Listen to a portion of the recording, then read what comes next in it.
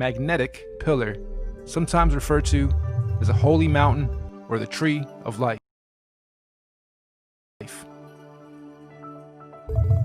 The first big red pill you're going to have to swallow is that beyond all these dimensional fields of energy from where we are now, in our northern and southern extremities, are other extraterrestrial lands inhabited by other extraterrestrial civilizations. This is what we might call extraterrestrial outer and inner space, extraterrestrial outer and inner Earth. I know, it sounds crazy, just bear with me. Each of these four-dimensional rings of Earth have their own eco, lunar, solar systems and seasons, and their own sun and moons, which would be our current 7 wandering stars. Saturn and Jupiter being the solar sun and lunar moon of the outermost ring, domain, or realm of Earth. Mars and Venus being the solar sun and lunar moon of the next concentric domain of Earth inside that. This Mars and Venus domain would be the main realm beyond our southern Antarctic boundary and the Aurora Australis electromagnetic field. Then, of course, we have our own solar sun, Apollo, and lunar moon, Artemis, in this domain. And last but not least, Mercury within the inner central realm beyond our northern Arctic boundary and Aurora Borealis electromagnetic field. This inner star, Mercury, is androgynous, both a solar sun and lunar moon in one. It's sometimes referred to as the inner Earth Sun or Black Sun or Planet Nibiru or Planet X. Now, the full expanse of our entire earthly plane with all the different realms would be what the ancient Greeks referred to as Mother Gaia, the Kemetic Egyptians called the Benben or Mother Geb, and the Indo-Vedics referred to as the Bhumandala. In this presentation, we're going to explain and show how this spiral expansion of space, time, and matter began and continues to be. Let's go. This calendar is a modern interpretation and mix of the Aztec Mayan calendar, Egyptian Dendra stone, the various Chinese and Indian Dharma wheels, as well as other ancient cosmological and universal clocks and calendars. Many ancient cultures, civilizations, mystics, and researchers have created and depicted various cosmic clocks and calendars over the ages. Some simple, others complex, but one thing is for sure. They all knew that all time operates in a cyclical pattern. They knew that everything in existence has a beginning, a middle, and an end. Birth, experience, growth, and death. Sunrise, midday, sunset, midnight. Spring, summer, autumn, winter. Iron, bronze, silver, gold. You get it. So our cosmic calendar of time is a macrocosmic and syncretic mirror reflection of those observable microcosmic clocks, calendars, cycles, and seasons of time. And as always, our research is embedded on the foundation of natural and observable everyday reality. Hopefully by the end of this presentation, you will have a better understanding of how different ages, races, civilizations, and realms have come about over time within our electromagnetic cosmic egg universe. So in order to understand our calendar better, we need to break down something known as an epoch. Our epoch here is going to be 24,000 years for one full cycle. What is the definition of an epoch? A division of time that is itself a subdivision of a larger period of time. Think of seconds to minutes to hours to days to months to years. Good examples of epochs. An epoch is also subdivided into ages corresponding to a series of chronological changes or events. An epoch can sometimes be referred to as an era, age, period, time, eon, span, stage, or point in history.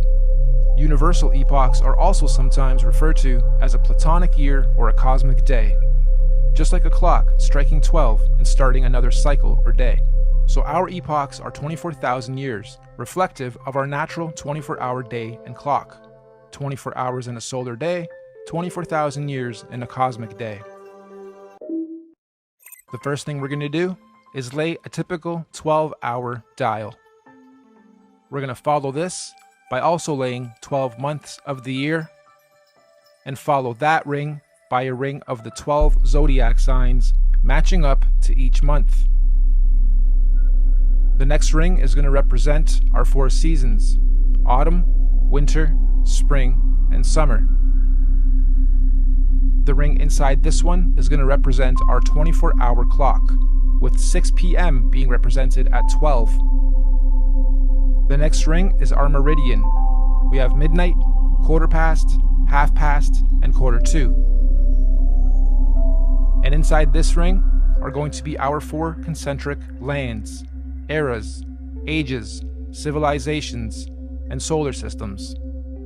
As stated, we've already had 4 epoch cycles, and we are currently a quarter past the 5th. Now, just as there are 4 earthly physical realms, there are also 4 physical humanoid root races associated with the creation of each realm. These 4 root races are the Hyperboreans, Lemurians, Atlanteans, and Aryans. But there's also a 5th race of beings that lives in the center, Mount Meru, of our Earth. This is the Master Root race, the Polarians. Unlike the other 4, the Polarians are semi-ethereal, meaning not completely physical beings. They do not have a definitive skin pigment, size, color, or race. Having said that, they are often depicted as being somewhat indigo-bluish, translucent beings. The very middle or central point of Earth is where the Earth and the heavens meet, and this is where the gods live. We propose that the Polarians are able to transverse between the 2 worlds, the heavens or spiritual realms above and Earth/physical planes below. Anyway, these Polarians began the human race at pole position. They were the very first forms of earthly beings to manifest on this plane. All the other 4 root races were seeded by the Polarians, hence the term Master Race. We could also call the Polarians the Guardians of the Earth. So this first Polarian epoch, or first 24,000 years, centered around the cosmic tree of life, was regulated by the grand heavenly first and largest solar system, Neptune and Uranus, the highest and first 2 wandering stars, or sun and moon, of our universe, albeit semi-ethereal in nature. And at the end of their epoch, the Polarians completed their first cycle or circle of cosmic time, 24,000 years of experience. This was the end of their epoch. At this point, the Polarians created their very first physical manifestation, and so the Hyperboreans realm and root race are created. A new physical paradigm emerges, unfolding out of the North Polar Center axis, aka the very first ripple. We could also say the tree of life gave birth to its first physical fruit or seed. This process is what we might call a pole shift, the very first pole shift of our Earth. This new Hyperborean realm comes complete with its own solar system to regulate its physical space, time, and matter.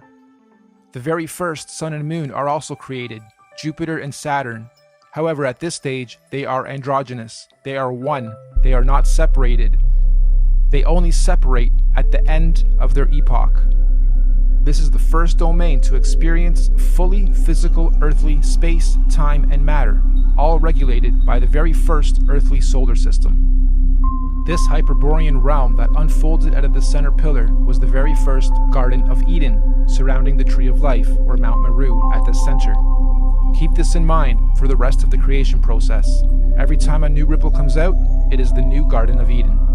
Over the next 24,000 years, during their epoch, the Hyperborean realm was gradually pushed outward away from the center as a new realm and physical root race was created. The second ripple, the Lemurian realm and root race, is seeded. A second pole shift, and again a new paradigm emerges, pushing the old Hyperborean realm outwards and away from the central pillar or tree of life. This is also where Saturn, aka Kronos, and Jupiter, aka Rhea, separate and start their orbit. This second realm, the Lemurians, also get their own sun and moon, which is at that point in time also androgynous, a sun and moon in one, which will in 24,000 years be known as Mars and Venus. During this epoch, the Lemurians are the Garden of Eden, and Mars and Venus, the androgynous sun and moon, regulates its cycles, seasons, and ages of this new realm and domain. Don't forget, the Lemurians were also seeded from the Polarians, the master root race, and not the Hyperboreans going inward. all races were created and seeded from the Polarians. So the Lemurian realm is the second Garden of Eden, and again, after a cyclical time, when their epoch ends, they too were pushed outward to make way for the third root race. The Atlantean realm and root race is seeded. This is pole shift number 3. Mars and Venus now separate into two and start their orbit.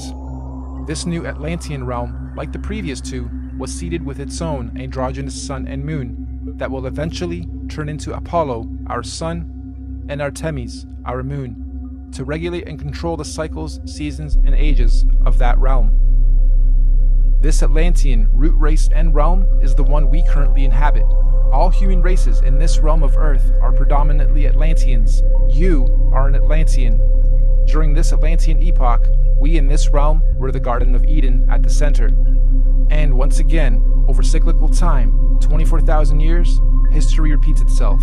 Atlantis fell, or rather sank, when the Great Deluge or Flood happened, and reset us from the center to where we currently are, also finally setting Apollo and Artemis into their orbit.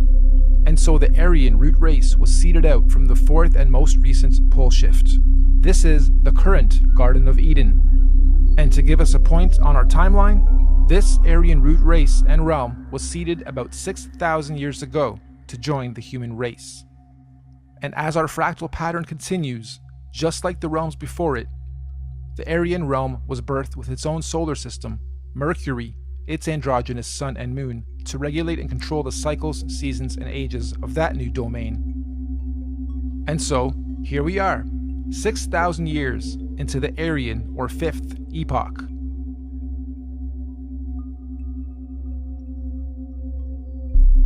In summary, we have 5 epochs so far.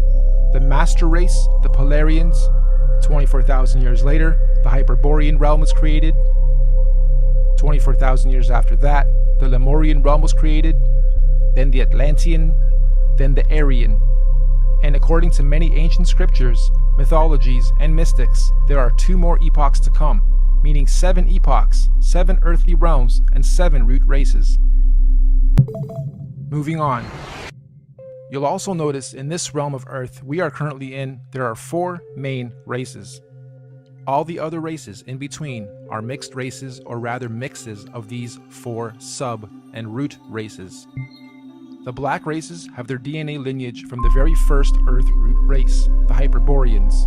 All native black cultures of this realm predominantly have their cultural beliefs and practices handed down by the Hyperborean root race, sometimes referred to as the Anunnaki. The Oriental Asian races have their DNA lineage from the second root race, the Lemurians, and likewise, the Oriental cultures stem their beliefs and practices from the Lemurian root race, commonly and mistakenly referred to as the Reptilians. The Indo-Asian races have their DNA and lineage from the third root race, the Atlanteans. The Indo-Asians naturally stem their beliefs and practices from the Atlantean root race of their current realm. The Indo-Asians naturally stem their beliefs and practices from the Atlantean root race of this current realm. This means the Indo-Asians or Vedic Indian races are the original root race lineage of this Atlantean realm. And the white races have their DNA lineage from the most recent fourth root race, the Aryans. And of course, most of the white cultural influences we see today are seeded from the Aryan root race currently at the center, Garden of Eden. The Aryans are what most religious texts and mythologies refer to as the current gods, or sometimes fallen angels. The Aryans are also sometimes confused with the Palladians, aka Polarians, who are semi-ethereal beings that live at the very center, Mount Meru, and not in the current Aryan Eden realm. Now, although we in this realm all appear to be different races within our different sub and mixed race lineage and traits, we are actually one race.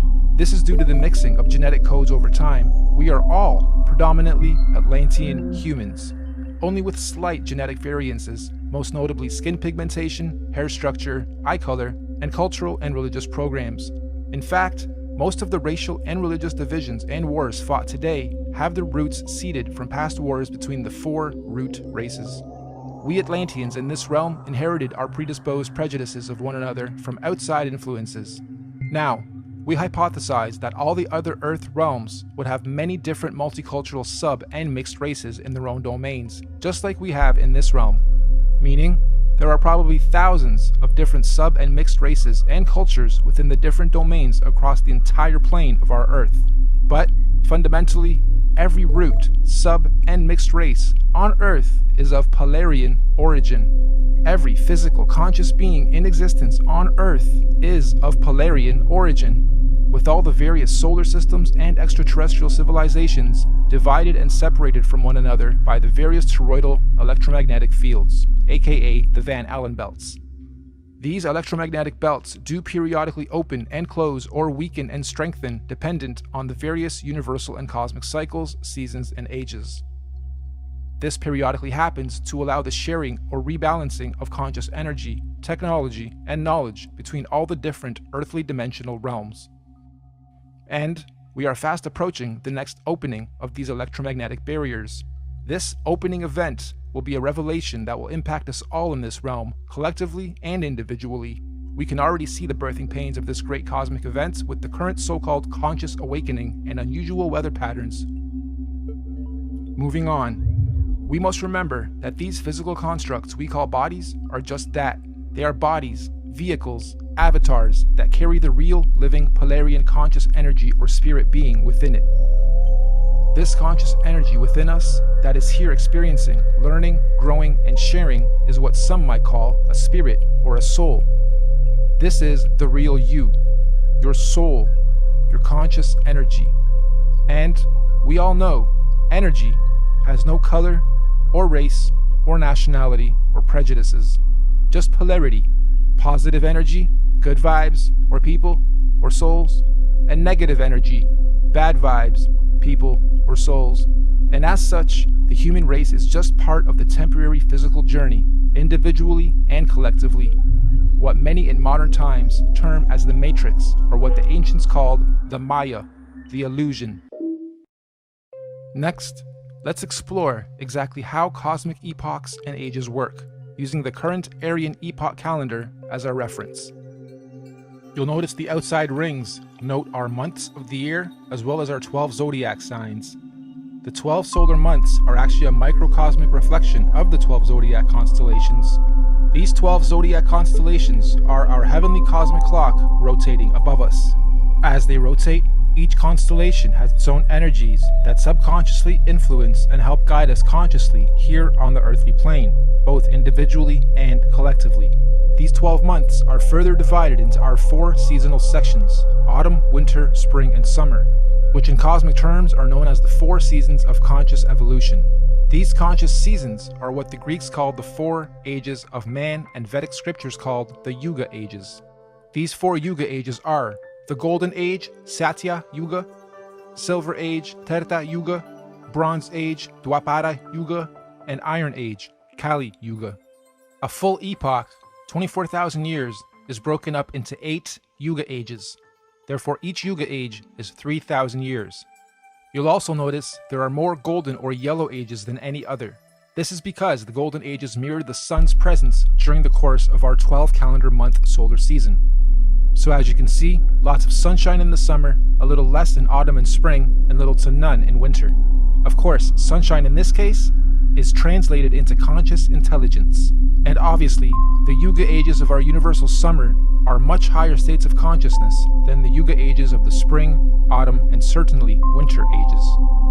We also hypothesize that when golden ages overlap within different realms, there are no torus fields or separation between those particular realms. This means that when the time comes and the golden ages overlap, all lands that overlap can be crossed in and out of. In other words, those particular domains are open and free to interact without restriction. This is because they are oscillating at the same golden ratio of frequency or resonance. So, let's now map the universal, cosmic, and solar timelines of all the individual realms or domains. Mainstream science tells us that the Iron Age began about 6,000 years ago, which mirrors the reset point here, 12 o'clock. They also tell us that the Middle Ages were about 3,000 years ago from today, which again mirrors the timeline here. And this timeline is also the common narrative among most holy books. So, our calendar has our realm or domain beginning this epoch 6,000 years ago with the age of Taurus, the bull, Interestingly, the Old Testament of the Bible begins in an age where they worshiped the bull. This is symbolical of the first 2,000 years of Taurus astrological energy. After some time, bull worship ended with the story of God telling Abraham to stop bull worship and instead sacrifice a ram. This is symbolical of the change from the Taurus bull age into the Aries ram age. And again, 2,000 years later, Jesus, the fisher of men, comes into play. The Jesus fish symbolism is telling us of the shift from the Aries into the two fish Pisces age. And once again, as we reach the end of the Jesus fish Piscean age, we now see the effects of the new water Aquarian age. Aquarius, of course, is symbolized by the mixing of waters. It is the age of mixing, discovery, disclosure, and technology. If we were to set this calendar to today's date, we would be sitting at just before quarter past reset. 6,000 years into the fifth epoch, bang in the middle of the cosmic winter or iron age of universal collective consciousness. In fact, to be a little more exact, we've got us at 2 minutes to midnight. Midnight being 2020, minutes being years. Now, this is interesting because mainstream science has something called the doomsday clock. And on the doomsday clock, they are saying the Earth is 2 minutes to midnight or doomsday. It was actually moved from 3 minutes to 2 minutes on the 18th of January of 2018. And I'm sure most of you know that doomsday or apocalypse simply means a marked period or shift or change from one thing into another.